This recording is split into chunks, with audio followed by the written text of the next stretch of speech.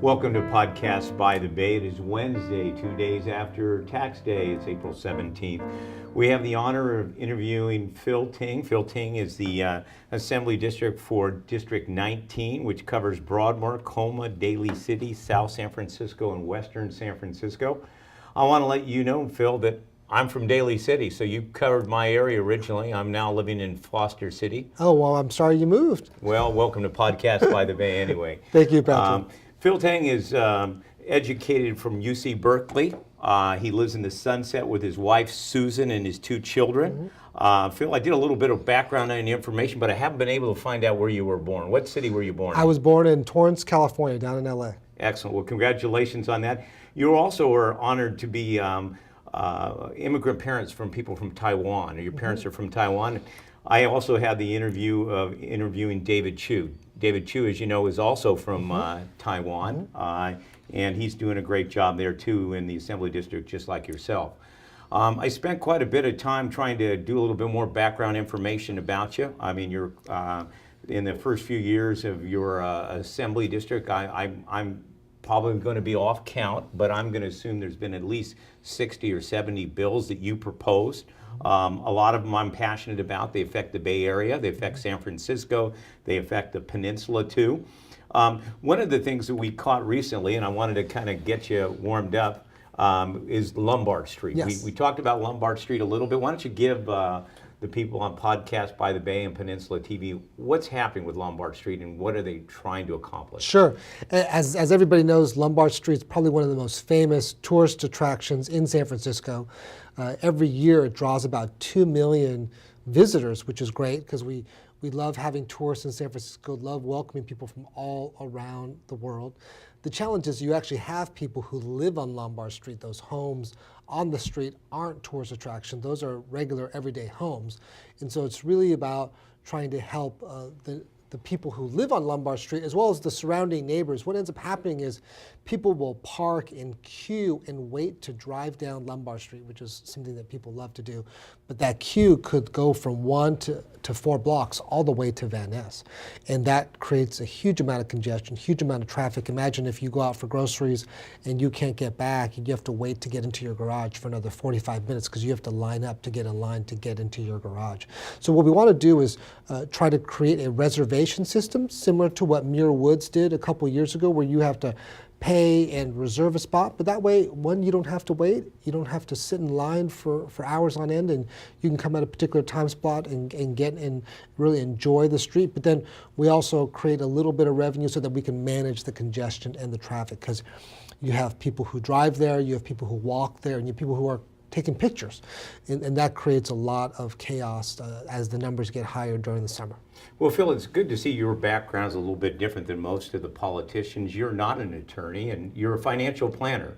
So I started in the real estate world, but I started working for Arthur Andersen, back then one of the big 6 accounting firms, doing real estate consulting, business consulting for them and other large corporations. Now, you attended UC Berkeley and received your undergraduate from Berkeley, and also your master's degree from Harvard, if I'm not mistaken. Was that the JFK University? That was the JFK School of Public Policy. Well, congratulations on that too. A couple of the issues that are facing the peninsula are transportation and housing. I wanted to talk a little bit about housing. Our governor recently has said that we have a 3.5 million shortage of housing in the Bay Area, and that's an accumulation over a 30-year period. What's your approach? We talked to Senator Wiener. We've talked to him on 827 that went down because they wanted to take local control away from the cities. At least that's what the cities felt. Now we have a new proposal, State Senate Bill 50. Why don't you talk about a little bit about the housing crisis we have in the peninsula? Well, the housing crisis we have in the peninsula is the same as we have all over California. We've done a phenomenal job of creating jobs, which has been something that, as people who run for elective office, we are so proud of. We talk about creating jobs, delivering on this economy. We have an innovation economy in the peninsula that is the envy not just of the state, but really the entire world. The challenge is we didn't create a commensurate amount of housing. So all that gridlock that we see on 101, on 280, on BART, on Samtrans, on Caltrain is a direct result of great things because we've created jobs.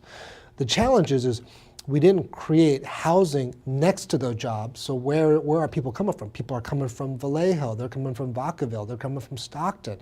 They are coming from the East Bay. The peninsula was pretty much full. So they're not really living in the peninsula. They are coming from far and away to really work in the peninsula, but that's creating a significant amount of traffic. So I think what the idea is to try to create more housing around where we're creating jobs. And that's one of the ways that we can reduce gridlock. Now the other way is we have to do expanded carpool lanes, we have to expand and electrify Caltrain, we have to make sure that there's that downtown terminal going into the city. We got to do a better job of adding capacity to BART, as well as adding capacity to Caltrain to really make sure that people can get further and more conveniently through public transit. Well, I appreciate your thoughtful answer on it. I've had an opportunity to interview 16 or 17 mayors on the peninsula, also quite a few of the assemblymen in San Mateo County. One of my concerns in the listeners is transportation. Absolutely. One of the issues that we noticed in the peninsula is we don't have a transit district. What's your idea of a transit district? As you know, we're only claim to fame as a Clipper card, and a Clipper card is a wonderful thing. I have one. Yes. And as often as I come into the city, I try to use public transportation. It's very smart. How can we galvanize? I think we need to maybe look at a transit system. What do you think? Well, we need to have more regional transit planning. So we have the Metropolitan Transportation Commission, and they're really in charge of the 9-county. They're kind of like the coordinators of the different 9-county transportation agencies. And what we really need to do is have better linkages. So we need SamTrans to better link to Muni and BART, and then to our south to VTA. And I think much of that is being planned out. Part of it is we lack resources. So there has been talk about a 9-county large mega measure so that we could fund Dunbarton Rail. We could build out Dearderon Station. We could make sure that BART goes to San Jose. We could make sure that we've expanded all the different carpool lanes, but also to really have a much more robust public transit system. Clearly, people have a lot of concerns about widening 101. I mean, people have talked about that, but it's also not as popular because obviously that just brings in more cars.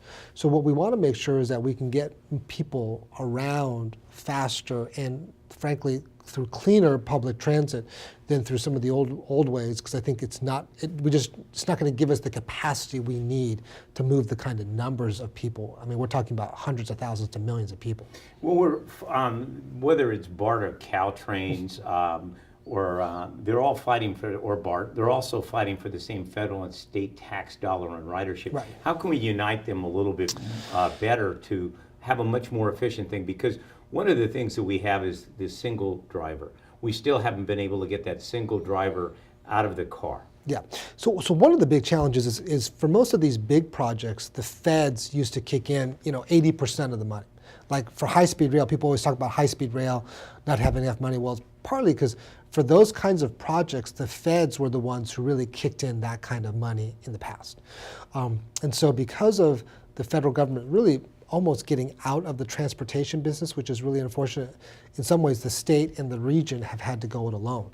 We're lucky because we have a pretty robust business community and a very strong economy, so we could potentially go it alone. But in order to really figure out how to increase the amount of transit, we're really going to have to take a hard look at how we connect San Jose to the peninsula, to the East Bay, to the city, to North County, so that people can get around by ferry, by rail, by bike, by bus. I mean, I think it's really this intermodal transportation. That's one thing that we've really done, which is cheaper than a lot of other things, which is really build out our bike paths and bike lanes so that people can get from place to place via bikes, which is oftentimes people want to get their exercise. You don't have to go to the gym. You just have to bike to work, and then, or you bike to Caltrain, and then you can take the train to work. Well, I want to encourage you. I had an opportunity to interview Dave Tanner, which is a city council person in Woodside. He spent 18 years, and I think he was mayor once. He had a proposal in the Tan Fran Shopping Center. As you know, the current owners are from Australia, an investment group.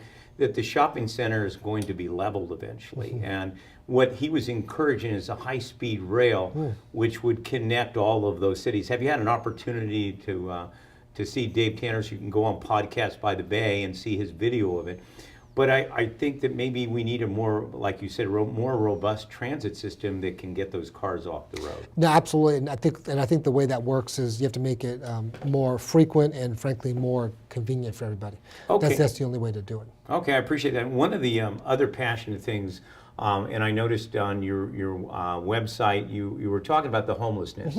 I had an opportunity a number of years ago to work with Danny Glover on homeless children in San Francisco in the Tenderloin district.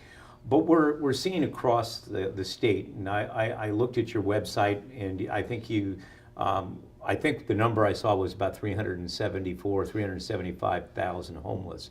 I'm wondering if that really is an undershot, because right now with the economic disparity that we have, with rents going through the roof, homes selling at extraordinary prices, we have a lot of people that are maybe sleeping in their cars or maybe sleeping in a neighbor's house. What do you think we can do to make available more housing for homeless? I've read a couple of your bills that you propose to galvanize the cities, if I'm not mistaken, and galvanize those resources so that they can collectively work. Tell us what you could do. Absolutely. So the population of homeless in the state is roughly between 125,000 to 150,000, and even that is low. LA has about half that population, so they have anywhere between 60 to 80,000 of homeless people. San Francisco's actually been pretty steady. We've had about 7,500 to 8,000 homeless people really for the last 5-10 years. In fact, actually this last year, it looks like we've been going down just a tiny bit. The big challenge is one, a couple-fold. One, when you don't have enough housing, you don't have anywhere to put people. So as people get pushed out of their current housing situation because of cost, we really want to try to give them vouchers to kind of immediately stabilize them, because the longer they're on the street, the harder it is to help. So there's that immediate population that could just be temporarily out of work, really need to relocate, just needs some temporary help, let's say 6 months to a year. We have vouchers to really help them immediately. So that's a population, kind of what I call the lower hanging fruit in the homelessness world. Then you have folks that have been homeless for a little bit longer. And oftentimes what we need more shelter beds, because it's very difficult to help people when they're on the street. Because when they're on the street, they're hard to find. They move around, and you really can't get it takes a number of interactions to really convince them that it's time for a change. So what we want to try to do is get them into shelter. So in San Francisco, let's say, we have 1,000 shelter beds, but on any given night, we have about 3,500 people on the street. So that means even if everybody goes into a shelter, you still got 2,500 people on the street every night. So we do have to build more emergency shelter. We're having a pretty robust debate about where some of those shelters should go. It's not an easy discussion. Everyone's for shelters as long as it's nowhere near them. So that's a major problem.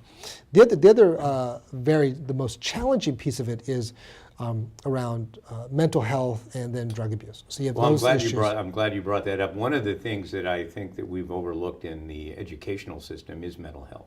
And substance abuse. Predominantly for a lot of the homeless people that we have, they predict that there's some 20% veterans that are on the streets somehow because of substance abuse or mental health. How would you, as an assemblyman, try to influence the state? Mental health doesn't seem to be part of the curriculum, so to speak. It is. It's challenging. Mental health as well as drug abuse, those are very difficult issues, and I wish the state did work on them better, but they're very challenging. We don't have the best track record of working on them, and so we are trying to find ways to improve, as well as working with different community agencies to improve.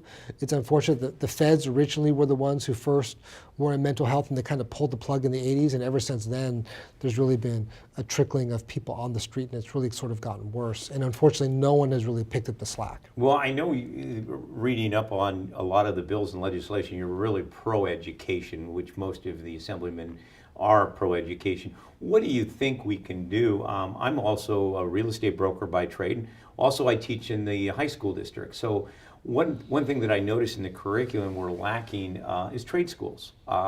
a lot of young people today, the cost of college is phenomenal, as you know, and they're saying more people are graduating from college and have more debt than they would have when they bought their first house.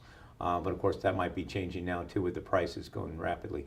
So how do you think we can incorporate more trade schools or more educational opportunities for students that choose not to go on to college?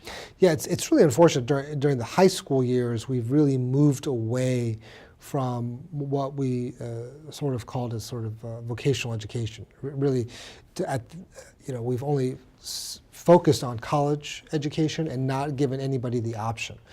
Partly because there's a sense of, hey, if people had the choice, they should go to college.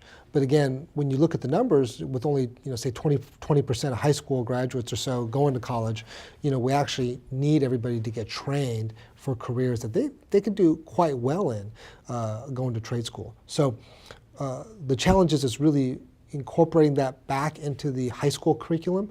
The other thing is really ensuring that the community colleges, who do really a great job, almost all the community colleges, especially you have 3 great community colleges in the peninsula, they all do a great job of really working with the different employers, making sure that their interaction and then their curriculum is really as up to date as possible with the surrounding community, and making sure that they are really preparing workers for working in those neighborhoods.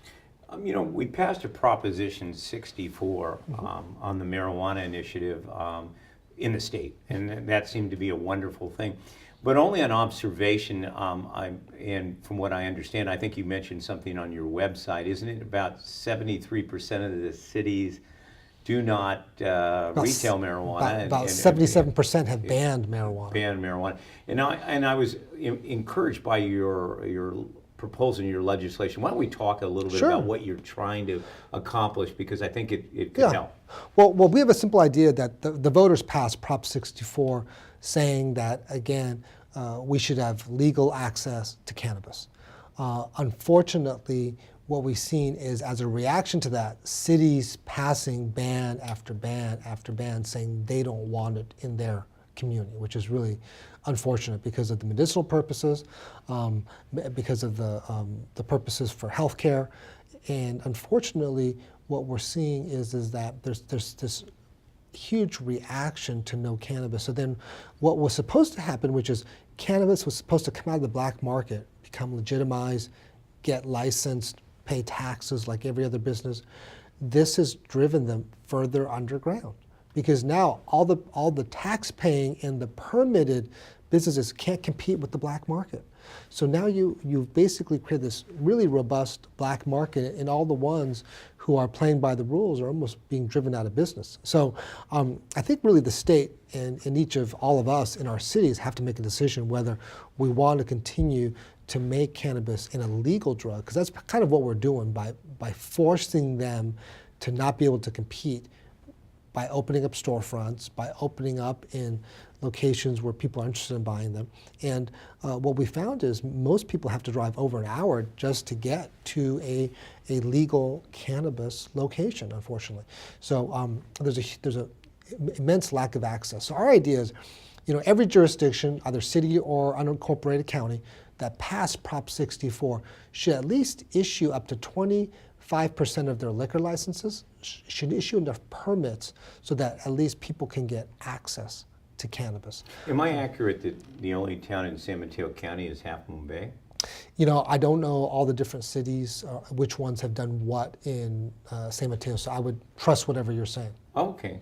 Well, I appreciate it. One of the things that you were pivotal in is fast tracking people that had prior offenses and to get them back into the system, so to speak, for employment.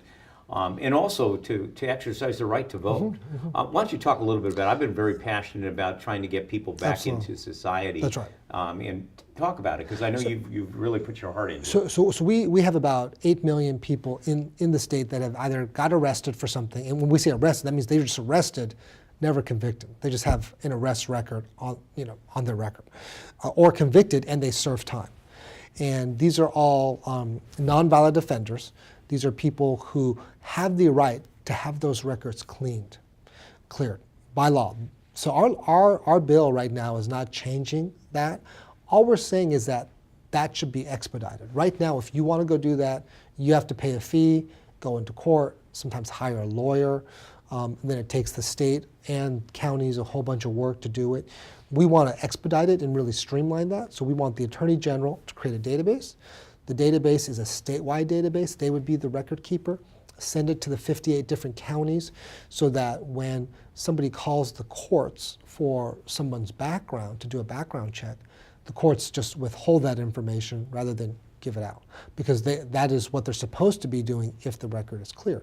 And the reason this is so important is, one, when you have something on your record, even if it's fairly minor, whether it's a minor drug conviction in terms of possession, it really impacts your ability to get housing, impacts your ability to work, it really impacts your ability to really go back into society. We've always said that if you do the crime, you should serve the time. Once that time's served, though, you shouldn't have to carry the ball and chain around with you for the rest of your life, which is really what's happening. So you have people who get arrested, serve their time, and then they have to carry that with them like an albatross forever, which I don't think is very fair. And then this has a huge societal cost because, again, instead of being taxpayers, they are now having to get help from the state or get help from the cities really to get on with their lives. Versus if we were just able to clear their record, they could go get jobs, they could go get housing, wouldn't have to need that kind of assistance from us, could really start over. Well, how far are you in the process with that bill? We're at the very beginning of the process. Okay. This is the very beginning of our legislative process. Our bills get introduced in February. They start to get heard around the end of March. And then we have all the way till the middle of September to get it to the governor's desk. So we're still in the very beginning stages. Well, there's a couple of counties, and I won't mention the counties, but when somebody is released from prison or jail, that those counties are burdened with these people that are having some challenges in their life to get themselves redone. I know currently, I don't know whether it was Fresno or Stockton, are working because they have the disparity of houses where the city, I think, is subsidizing the rent. Are you aware of a program like that? I think they're subsidizing it to a tune of $500 because they're trying to make sure they stabilize the people so that they're not sleeping on the streets. That's happened all over the state with our what Governor Brown called the realignment process. The realignment process was ensuring that people who were, again, low-level offenders could get released and sent back to wherever home was. And as part of that re-entry, the state helped the counties some of that with some of the housing costs. So that is happening really all around the state. Earlier, it's happening less now because those people were let out quite a few years ago. What are we doing? The big divide right now, we read a lot about it, is the disparity of income. You can live in San Mateo County or San Francisco and make $120,000, and you could be qualified for subsidized housing, maybe food stamps or some child care. Is there any idea, creative solution that you have that you feel that we could put, when we look at Apple or we look at Google or we look at Facebook or we look at Oracle, they're somehow subsidizing some things, whether it's child care, whether it's health care, whether it's food, or whether it's a gym. So there seems to be in the normal bureaucracy a divide here, where you've got the middle class struggling to pay for their child care and drive to where their jobs are. So is there any creative solutions you think we could work out in the state or propose? I think the solutions are doing more of what we're already doing. So I feel like the state has really lagged in rebuilding and enhancing what I call our social infrastructure. And I think of our social infrastructure like schools, like transportation, like early education. You mentioned daycare, childcare.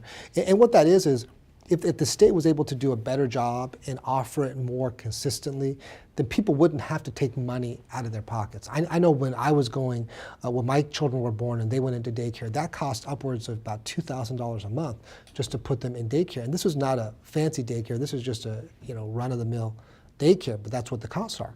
So if the state could really help people across the board from K to 12 and kind of pre-K to 12, that could really relieve a lot of this pressure to pay for all these things. So I think part of the reason people feel like they're falling further and further behind is their healthcare costs keep going up without any kind of constraint. Their cost of education, even if it's free, go up because they're spending tutors, after school, all these extra costs. So if we could kind of rebuild that infrastructure and enhance that infrastructure and offer a better public product, then people would have more money for other things like food and just everyday living expenses. Our former governor, Governor Brown, did a very good job with the rainy day fund. So I'm kind of, and I know everybody's got some ideas on where they would like some of that money spent. Or can you give us some ideas where you think you would like to see it spent, or your colleagues would like to see some of that rainy? Not that we want to spend it all, but we want to see some of it back into the state. Well, the legislature put the rainy day ballot measure on the ballot, and we, the voters, passed it. So we all did that together. And that's a simple idea of, when times are good, we should save money so that when times are bad, we have something to fall back on. Right now, we're probably at the tail end of a very strong economy. So in terms of the rainy day fund and our reserves are about $18 billion this year. Sounds like a lot of money, but our budget is $144 billion this year. In years past, when we had the last recession, we had to cut out of a $100 billion budget, $20 billion over 2 years. That was $40 billion. So our legislative analysts have said really responsibly our reserves should be about $25 billion, because when that next recession comes, we're going to need it so that we don't have to lay off teachers, lay off nurses, cut all the different programs, cut CalWorks, cut CalFresh, so that people have food, can get their monthly check so that they can survive. So again, it's so important that we save money. Just like I would encourage you to save money, I would not encourage you to spend all your money today and not have any savings for tomorrow. That's something that we at the state want to continue to do. Having said that, we've been investing in a number of things over the last 6 years since I've been there. One has been K through 12 education. We really put some more money into childcare and early education, and also into higher education. That's really the foundation of the state. Education, in terms of our budget and our spending, is almost 60% of our overall general fund expenditure. Why don't you talk about your current bill that you've got going? I think Jimmy Kimmel was wanting to get rid of those receipts too. We have a really great bill to move away from paper receipts. And what it says is it's something very simple, that paper receipts should only be given upon request, kind of like what we did with straws. So that if you don't want a receipt and you want a digital receipt, the retailer should be able to offer you a digital receipt. And if you want a paper receipt, you can ask for it. Well, I'm going to give you a few moments to brag about something that you're currently working on to our listeners out there, so that they can get an idea what you're passionate about. You're definitely passionate. People I encourage them to go to your website and see all the issues that you're fighting for. You're definitely a very good public servant. And before I let you do the final, why did you get into public service?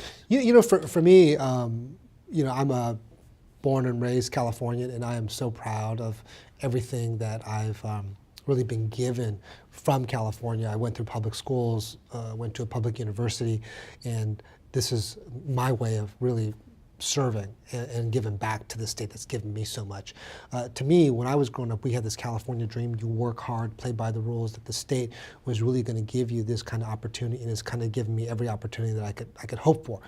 My concern is for future generations that California dream seems more and more elusive and harder to reach. And so that's really one of my focuses, is to make sure that the middle class, the working people of California, their children, have opportunities just like I did. And so that's something that I think about every day. On behalf of Podcast by the Bay, I want to thank Assemblyman Phil Ting for giving us his undivided attention and time. Thanks again for being a good public servant, Phil Ting. Thanks. Thank you.